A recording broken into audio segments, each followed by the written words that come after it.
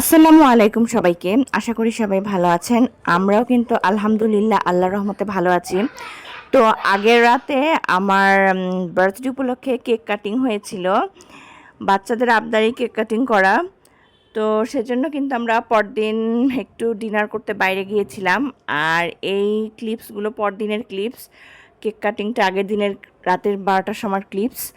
তো আমি সেজন্য রেডি হব দেখে না সব জিনিসগুলো একটু বের করে নিয়েছিলাম আগে থেকে গুছানোর জন্য। এখানে আমি কিছু মেকআপ বের করে নিয়েছি আর কিছু অ্যাক্সেসরিজ নিয়ে নিয়েছি। আমার ড্রেসটা একটু রেডিশ টাইপের, তাই আমি এই বালাটা ক্যারি করব। এটার মধ্যে রেড আর পার্ল মিক্সের একটা বালা, তারপর এই ফিঙ্গার রিংটা বের করে নিয়েছি। আর এই মালাটা আমি পরবো, যেহেতু আমার ড্রেসটা রেডিশ সেজন্য আমি রেড কালারের একটা মালা পরবো, আর সাথে তো ঘড়ি থাকবেই। আর এই টুকটাক সব কিছু কসমেটিক্সগুলো বের করে নিয়েছি রেডি হওয়ার আগে, যাতে রেডি হওয়ার সময় হুড়োহুড়ি না লেগে যায় সেজন্য।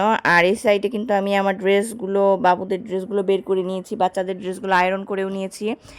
এই ড্রেসটাই তো আমি আমার বার্থডে উপলক্ষে নিজেই নিজেকে গিফট করেছি, তো সেটাই আজকে পরবো।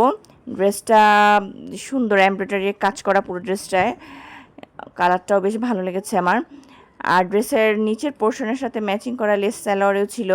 ছেলের জন্য আজকে একটা রেড কালার ড্রেস বের করেছি, আর মেয়ের জন্য রেড কালারের ড্রেস। মানে পুরো ফ্যামিলি আমরা ম্যাচিং পরবো। আমার হাজব্যান্ডকেও কিন্তু একটা রেড কালার টি শার্ট বের করে দিয়েছে আয়রন করে, যে তুমি এটা পরো আজকে। সবাই মোটামুটি একটু ম্যাচিং ড্রেস পরবো। সাথে আমি এই পার্সটা ক্যারি করব। তো এখানে কাপড় চাপড় সব কিছু বের করে নিয়েছি। এখন সন্ধ্যা প্রায় 7:30টার মতো বাজে, তো আমি রেডি হয়ে নিচ্ছিলাম। একটু হালকা পাতলা মেকআপটা করে নিলাম, তারপর তো ফ্রেগরেন্স নিয়ে নিলাম। এখন মোটামুটি রেডি হওয়া শেষ, বাচ্চাদেরকেও রেডি করে দিয়েছি। তো বের হয়ে যাওয়ার আগে একটু আয়না দিয়ে আর কি লাস্ট ফিনিশিং দেখে নিচ্ছিলাম কেমন লাগছে দেখতে। তো বের হয়ে দেখি বাসার আশেপাশেই কোনো একটা রেস্টুরেন্টে যাব, খুব বেশি দূরে যাব না, কারণ কালকে আবার অফিসও আছে আমার হাজব্যান্ডের, বাচ্চাদের স্কুলও আছে, তো সেজন্য বেশি দেরি করব না। আশেপাশে কোথাও একটা থেকে ঘুরে আসব। আসলে সাডেন প্ল্যান তো, দেখি কোথায় যাওয়া যায়। তো এদিকে বাচ্চারা দরজা থেকে বের হয়ে গেল, এখন লিফট করে নিচে নামবো। তো ওদের কিন্তু দুষ্টুমি শেষ নেই, কোথাও যাওয়া আসার আগেও দুনিয়ার দুষ্টুমি করতে থাকে, মানে সারাদিন চঞ্চলতা। তো বের হয়ে কিন্তু আমরা অটো নিয়ে নিয়েছিলাম, আর আমরা আজকে কিন্তু চলে এসেছি পিৎজা হাটে। ভাবলাম যে আজকে ডিনারে একটু পিৎজা খাই, তো সেজন্যই মূলত পিৎজা হাটে যাওয়া। যে প্রায় সময় দেখা যায় যে রাইস টাইপের আইটেমটাই সবসময় ডিনারে বেশি প্রেফার করা হয়। পিৎজা বা পাস্তা এই ধরনের জিনিসগুলো আমরা বাইরে গেলে না ডিনারে সেরকম একটা খাই না, কিন্তু আজকে ভাবলাম যে আমরা পিৎজা দিয়েই ডিনার করব, সেজন্যই মূলত পিৎজা হাটে গেলাম। তো যাওয়ার পরে যেহেতু আজকে উইকেন্ড ছিল না, তো সেই জন্য দেখলাম যে বেশ ভিড়টা কম, মানে সেরকম কোনো ক্রাউডই নেই। আমরা 2-4টা ফ্যামিলি ছিল এরকমই, তো একদিক দিয়ে কিন্তু ভালোই হলো, মানে একটা নিরিবিলি পরিবেশ পেয়ে গিয়েছি আমরা। তো বাচ্চারা তো ছুটি ছুটি করে মজা করছিল, যেহেতু পুরো স্টোরটাই মোটামুটি খালি ছিল সেই জন্য। তো আমরা আবার এখানে ডিসাইড করতে পারছিলাম না যে আমরা কোন পিৎজাটা নিব, পিৎজা নিব নাকি পাস্তা নিব নাকি অন্য কোনো আইটেম নিব। এদিকে আমি আবার একটু ফটোশ্যুট করে নিলাম, মানে যেখানে যাব ফটোশ্যুটটা মাস্ট। তো সেই জন্য মেয়েকে বললাম আমাকে একটু ছবি তুলে দাও, আর আমার ফটোগ্রাফসগুলো না এখন আমার মেয়েই ভালো তুলে দিতে পারে। এদিকে আমাদের কোল্ড ড্রিঙ্কস চলে আসলো। তো 2টা গ্লাসের মধ্যে আইস দিয়েছিল, বাকি দুটো তো আইস দেয়নি। তো বাচ্চারা আবার মানে বায়না করছিল যে ওরাও খাবে। আর এখানে কিন্তু একটা আইটেম চলে এসেছে, এটা ছিল গার্লিক মাশরুম। আর জিনিসটা খেতে কিন্তু বেশ টেস্টি ছিল, ভালো লেগেছে। তারপরে আমরা সিঙ্গেল মেলসগুলো অর্ডার করেছিলাম 2টা। এই সিঙ্গেল মেলসটা খেতে না আমার খুব একটা ভালো লাগেনি, এর চাইতে বরং গার্লিক মাশরুমটাই আমার কাছে বেশ টেস্টি মনে হয়েছে। তারপরে এইদিকে আমাদের পিৎজা চলে আসলো।